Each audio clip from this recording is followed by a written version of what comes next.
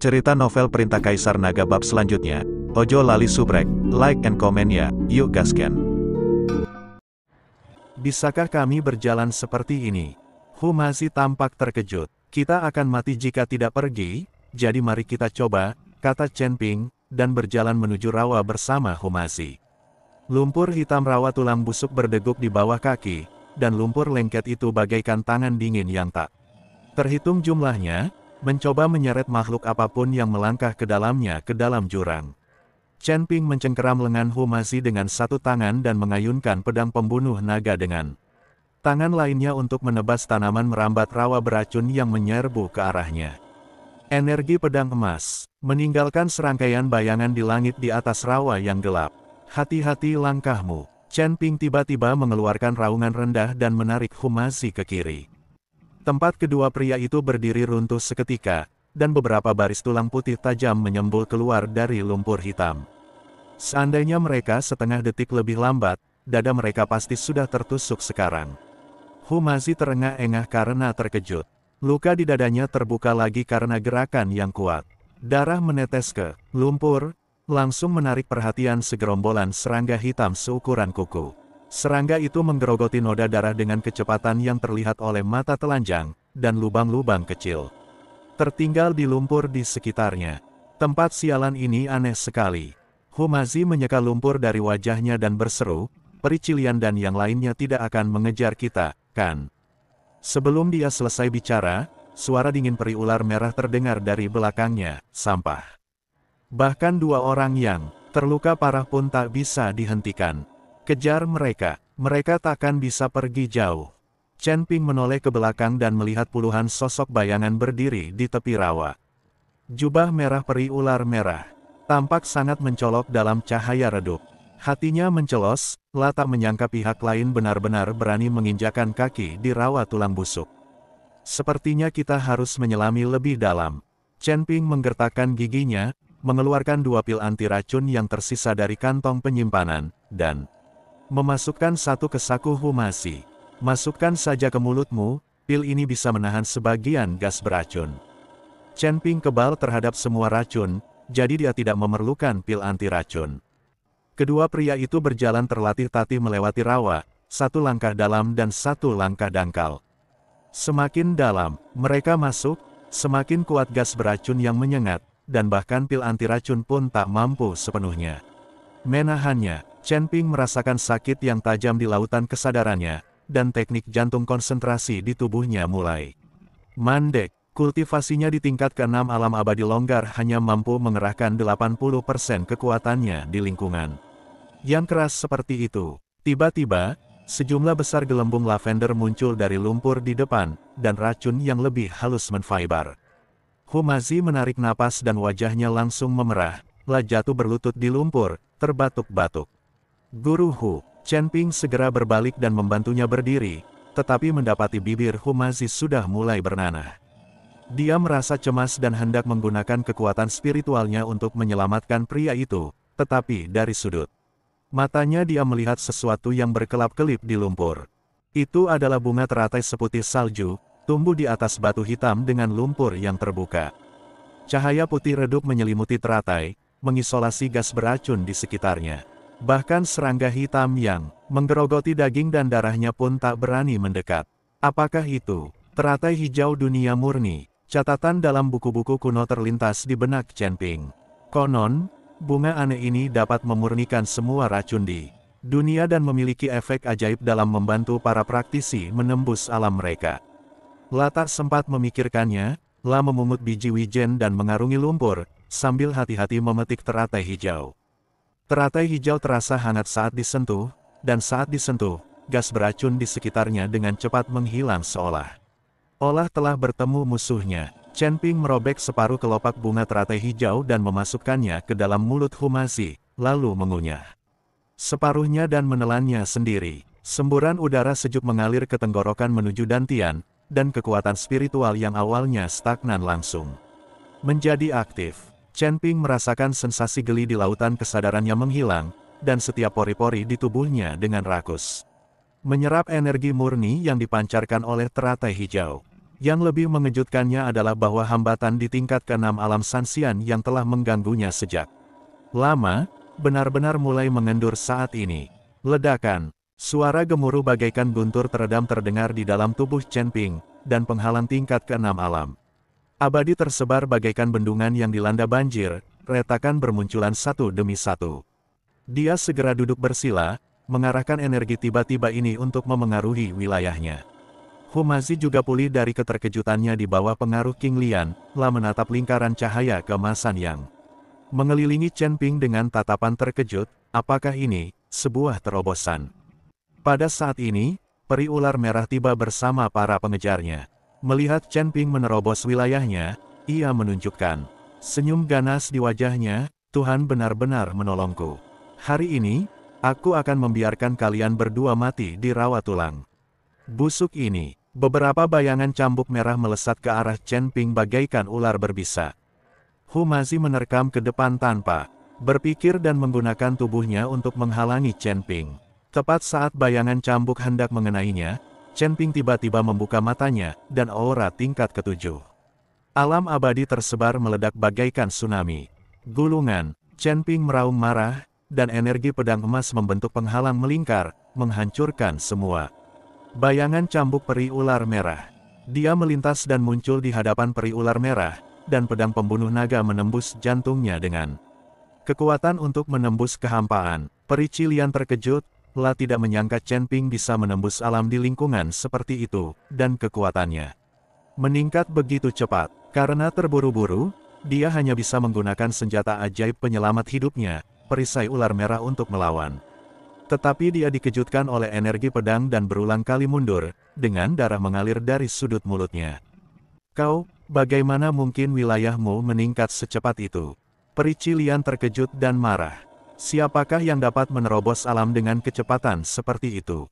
Sekalipun harus menerobos wilayah kecil, dibutuhkan waktu dan ruang aman yang cukup. Sungguh luar biasa bahwa Chen Ping membuat terobosan dalam sekejap mata dalam situasi seperti itu. Chen Ping tidak menjawab, tetapi hanya menatapnya dengan dingin. Kekuatan tingkat ke-7 alam abadi tersebar memberinya keyakinan lebih.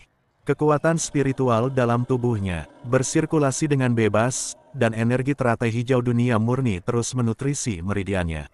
Dia bisa merasakan bahwa kekuatannya saat ini cukup untuk bersaing dengan seorang kultivator kelas 4 di alam abadi bumi. Ini ide yang sulit. Mundur. Peri Cilian tahu bahwa situasinya tidak ada harapan, jadi dia segera memerintahkan mundur. Dia menatap Chen Ping dengan enggan, lalu berbalik dan menghilang ke kedalaman rawa bersama anak buahnya. Menyaksikan para pengejar pergi, Chen Ping akhirnya menghela napas lega dan duduk di batu hitam. Humazi segera melangkah maju untuk mendukungnya. Apakah kamu baik-baik saja? Bagus. Chen Ping tersenyum dan menggelengkan kepalanya, merasakan kekuatan yang melonjak dalam tubuhnya, berkat teratai hijau dunia murni ini, ia tidak hanya mendetoksifikasi saya, tetapi juga membantu saya menembus alam. Lah berdiri dan melihat lebih dalam ke rawa. Kita sebaiknya tidak tinggal lama di sini. Kita harus menyeberangi rawa tulang busuk sesegera mungkin. Setelah beristirahat sejenak, keduanya melanjutkan perjalanan. Berkat energi teratai hijau pemurni, mereka bergerak jauh lebih cepat di rawa. Mereka menemui beberapa jebakan berbahaya dan makhluk beracun di jalan, tetapi semuanya dapat diatasi dengan kekuatan Chen Ping yang luar biasa. Setelah beberapa jam, Chen Ping dan Humazi akhirnya melihat pintu keluar rawa tulang busuk. Hutan itu lebat. Berbeda dengan rawa yang suram dan menakutkan, hutan itu cerah dan penuh vitalitas. Kita keluar, teriak Humazi dengan gembira dan berlari menuju hutan. Chen Ping juga menghela napas lega dan hendak menyusul, tetapi dia melihat sesuatu tampak berkilauan di lumpur di tepi rawa tulang busuk. Dia berjalan dengan rasa ingin tahu dan mendapati bahwa itu adalah token hitam seukuran telapak tangan dengan pola tengkorak aneh terukir di atasnya. Apakah ini tanda kuil jahat? Chen Ping mengerutkan kening, lah pernah melihat token serupa ketika berada di surga ketiga. Mungkinkah orang-orang dari istana jahat juga pernah ke sini? Dia menyimpan token itu, sambil merasa sedikit gelisah. Tidak diketahui apakah kematian keluarga Hu terkait dengan istana Dao jahat, dan masalah ini tampaknya lebih rumit. Dari yang dibayangkannya, Chen Ping, cepatlah. Hu Mazi mendesak di hutan. Ini dia, Chen Ping menjawab, berbalik, dan berjalan masuk ke hutan. Lah tahu jalan di depannya akan semakin sulit. Chen Ping dan Hu Mazi beristirahat di hutan selama beberapa hari, menggunakan sisa energi teratai hijau dunia murni. Untuk memulihkan tubuh mereka, tingkat ketujuh alam sansian milik Chen Ping telah sepenuhnya stabil, dan luka-luka Hu Mazi pada dasarnya telah sembuh. Pada hari ini, keduanya bersiap meninggalkan hutan dan masuk jauh ke dalam Gunung Jiupan untuk mengumpulkan informasi, tetapi mereka dihentikan oleh sekelompok tamu tak diundang. Pemimpinnya adalah seorang biksu bermata satu dengan bekas luka mengerikan di wajahnya, memancarkan aura dewa. Bumi tingkat ketiga, besar, di belakangnya diikuti selusin kultivator, semuanya memiliki aura yang kuat dan jelas merupakan elit dari suatu sekte. Kalian Chen Ping dan Hu Mazi. Biksu bermata satu itu bertanya dengan dingin, dengan keserakahan terpancar di matanya. Chen Ping sedikit mengernyit, kami orang asing bagimu, mengapa kau menghalangi jalanku? Kita orang asing. Biksu bermata satu itu mencibir, semua orang di Gunung Jiupan tahu kalau kita bisa menangkap kalian berdua, kita bisa mendapatkan hadiah ganda dari Istana Elblis Hitam dan Sekte Ular Merah. Terutama kamu, Chen Ping, ku dengar kamu punya banyak harta, dan hari ini adalah waktu yang tepat bagiku untuk menerimanya. Hati Chen Ping mencelos, tak menyangka kabar mereka akan menyebar secepat itu. Tampaknya peri ular merah dan Istana Iblis Hitam bersama-sama mengeluarkan perintah perburuan untuk membunuh mereka. Hanya kalian. Chen Ping melengkungkan bibirnya menyeringai, dan pedang pembunuh naga di tangannya sedikit bergetar, seolah tak sabar untuk meminum darah. Sombong sekali, teriak biksu bermata satu itu dengan marah, ayo, hidup atau mati saja. Lebih dari selusin biksu segera bergegas, dan berbagai senjata ajaib memancarkan cahaya, menghalangi sinar matahari. Chen Ping melindungi Hu Mazi di belakangnya, menghunus pedang pembunuh naga, dan energi pedang emas itu begitu kuat sehingga langsung memotong dua biksu di depan menjadi dua bagian. Alam abadi yang tersebar di tingkat ketujuh. Bagaimana mungkin? Biksu bermata satu itu berteriak kaget, wajahnya penuh ketidakpercayaan. Informasi yang ia terima menunjukkan bahwa Chen Ping hanya memiliki tingkat kultivasi tingkat ke-6 di alam abad tersebar, sehingga ia berani membawa orang untuk menyergapnya, tidak menyangka bahwa hanya dalam beberapa hari kekuatan lawannya benar-benar meningkat, dan ia bahkan mampu melawan lawan dengan tingkat yang lebih tinggi. Hu Mazi juga mengeluarkan beberapa jimat dan mulai bertarung dengan beberapa biksu dengan tingkat kultivasi yang lebih rendah. Meskipun ia hanya berada pada level pertama alam abadi duniawi, ia mampu bertahan melawan segala rintangan berkat pengalaman bertempurnya yang luas. Terlebih lagi, kekuatan Hu Mazi perlahan pulih dan membaik. Ketika dia sepenuhnya terbangun, orang-orang ini akan terbunuh hanya dengan satu tamparan. Lawan Chen Ping adalah biksu bermata satu dan 3 biksu kelas 3 lainnya di alam abadi bumi.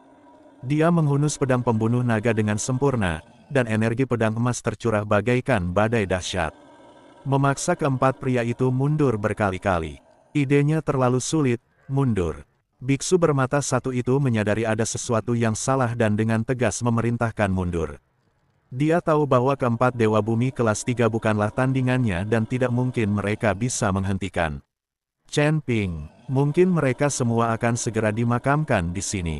Ketika Chen Ping melihat beberapa orang mencoba melarikan diri, bagaimana dia bisa membiarkan mereka pergi? Dia melesat dan mengejar biksu bermata satu itu seperti hantu, sambil menebas dengan pedang pembunuh naga. Biksu bermata satu itu menjerit ketika salah satu lengannya terpotong dan darah muncrat keluar. Para biksu lainnya begitu ketakutan melihat kejadian itu sehingga mereka tidak berani tinggal dan melarikan diri ke segala. Chen Ping tidak membunuh mereka semua, karena dia tahu tidak bijaksana untuk membuat terlalu banyak musuh. Sekarang, sayang sekali mereka lolos. Hu Mazi berkata dengan sedikit penyesalan. Biksu itu mungkin bisa lolos, tapi kuil tidak. Tatapan Chen Ping dingin, mereka pasti akan kembali melaporkan berita. Situasi kita akan semakin sulit. Kenyataannya persis seperti dugaan Chen Ping. Hanya dalam waktu setengah hari, mereka dicegat dan dibunuh oleh 3 gelombang biksu. Para pendeta ini berasal dari berbagai kekuatan, dan mereka jelas berada di sini untuk mendapatkan hadiah. Chen Ping dan Hu Mazi bertarung dan mundur. Meskipun mereka selalu berhasil lolos dari bahaya berkat peningkatan kekuatan Chen Ping, mereka juga menghabiskan banyak energi spiritual dan kelelahan.